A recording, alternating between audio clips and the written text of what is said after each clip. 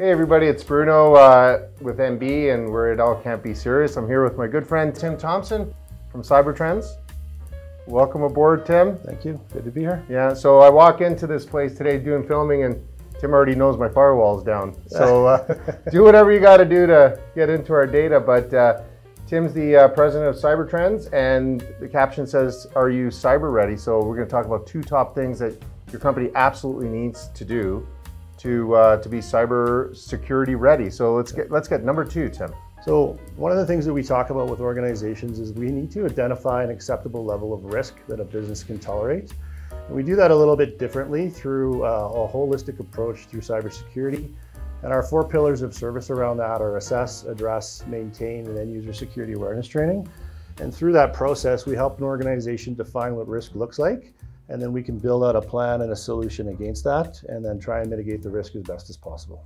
Okay, so you rhymed off 4 things. The number one was assess. Yeah. Let's talk about that.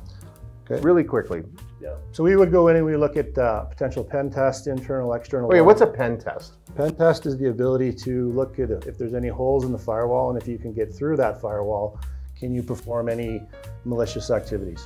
Okay, so malicious, my background, my friend's background, so that's synonymous, but what are, like, you don't have to name the names of the companies, but you walk in, first thing you do, how easy would it be to break into here?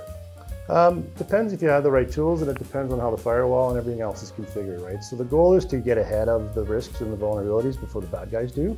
And that's part of what the assessment does, is it identifies those gaps, and then we put together a plan to remediate those weaknesses. On a scale of 1 to 10, small businesses, I know I'm generalizing, scale of 1 to 10, small business, say up to 200 people, and you do an assessment, what do you normally find? Vulnerability, are they super safe, or are they kind of we'll end up finding holes in the firewalls. We'll find missing patches for software. And how dangerous is that? That's what I'm trying to say. It's bad. If it's misconfigured and the door's open, the bad guys can walk right through the front door, right? And essentially that's what a firewall is. So people are talking about ransomware. Yeah. So they would go, so the pen test is a penetration test, right? Right. So they get through that because they haven't done this pen test and you haven't given them, the tools and everything. They get in, they get your data. You're about 200 people in the company. You're, I don't know, a real estate company of some sort, or a medical company. Walk us through the disaster there. Well, if you get picked up with ransomware, what will end up happening is they'll encrypt all your data, and then they'll demand a ransom to get it back.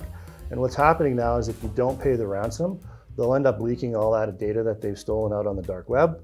And then there's a big reputational damage against the business, and there could be lawsuits and liabilities against it. So number 2, address.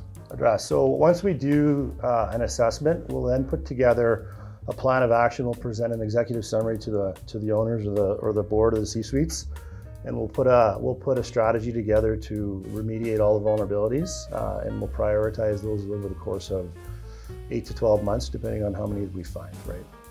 Okay, so number 3.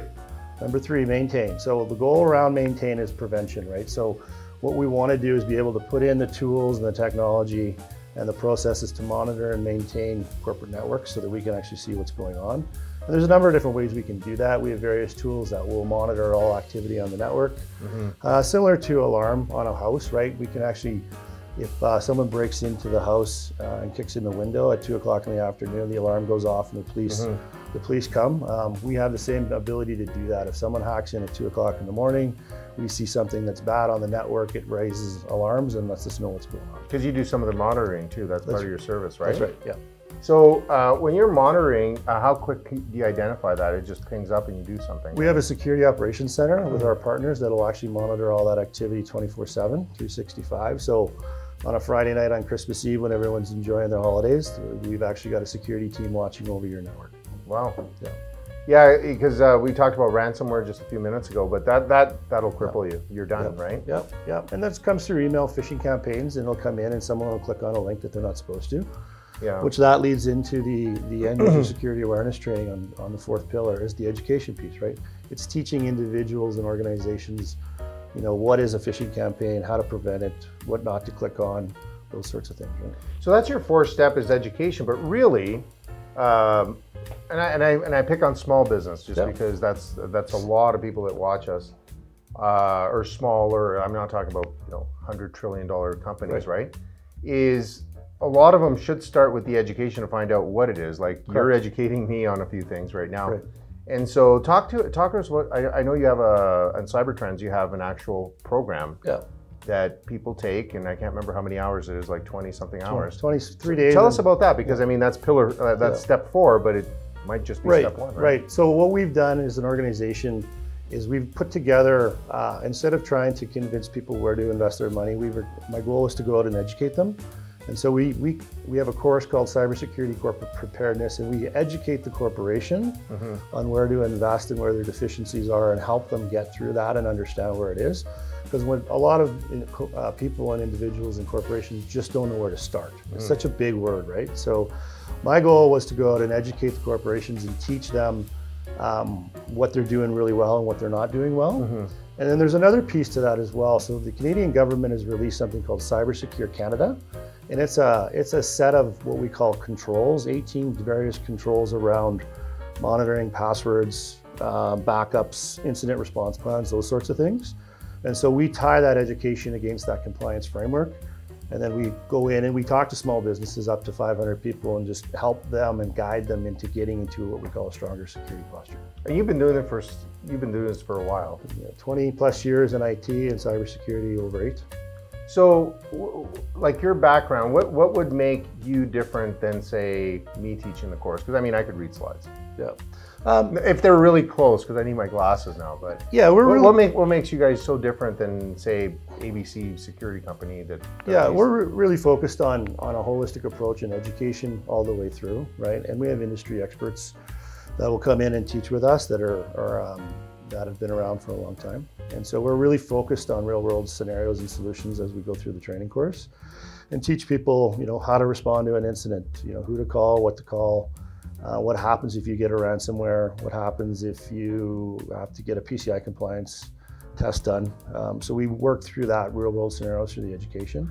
There's a lot of mystery to that, isn't there? There is. Like, for a business owner, you're just fix my problem. Right. And I think your course or your program, it's not just a course, it's a program. Right. You really kind of get them to breathe first and foremost, don't you? Right. Yeah. Because we talked about that on the phone. It's just kind of like, hey, chill out. Yeah. We'll figure this out. What are some of the comments that I guess small business owners, because they don't have to be IT people. Yeah.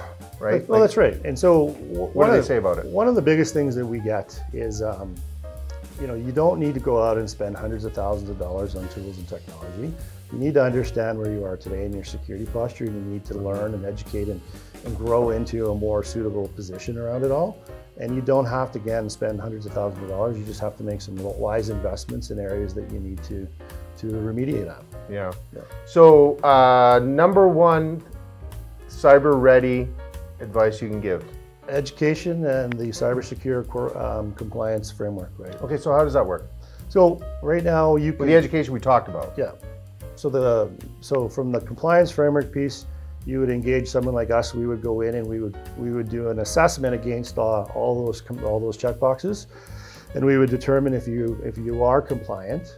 And if you are, then we would engage a third party to give you the stamp of approval.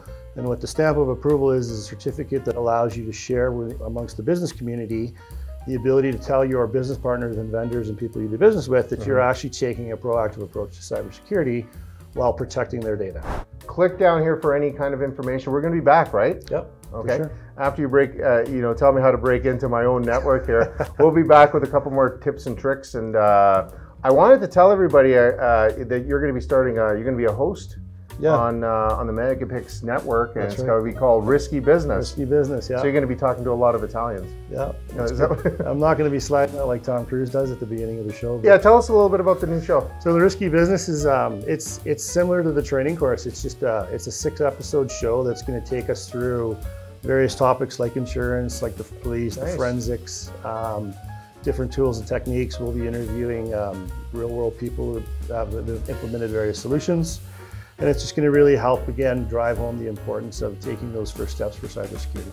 Yeah, and I had a sneak peek on, in our conversations about who you're thinking about bringing in, who's confirmed, and pretty interesting people that I know that even though they're big names in the world of security, they bring it home for the small businesses. But yeah, we've got a gentleman that's over in the UK that's going to be doing the threat landscape, the very first episode. Yeah, and he's kind of a world-renowned cybersecurity specialist. His name's Ian Trump, and he's gracious enough to lend me some of his time to do that first show. So I'm looking forward to it. So was he part of The Apprentice? Not that Trump. No, another one. No relation to that Trump. No. So okay, that's all right. Okay, so Tim, we're going to be back. This is awesome. Yeah, this is really timely information. So we'll see you guys next time. Thanks.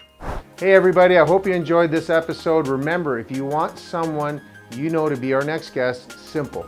Click below in the description and we'll get in touch with them. Thank you for watching, and please subscribe and you'll never ever miss another episode.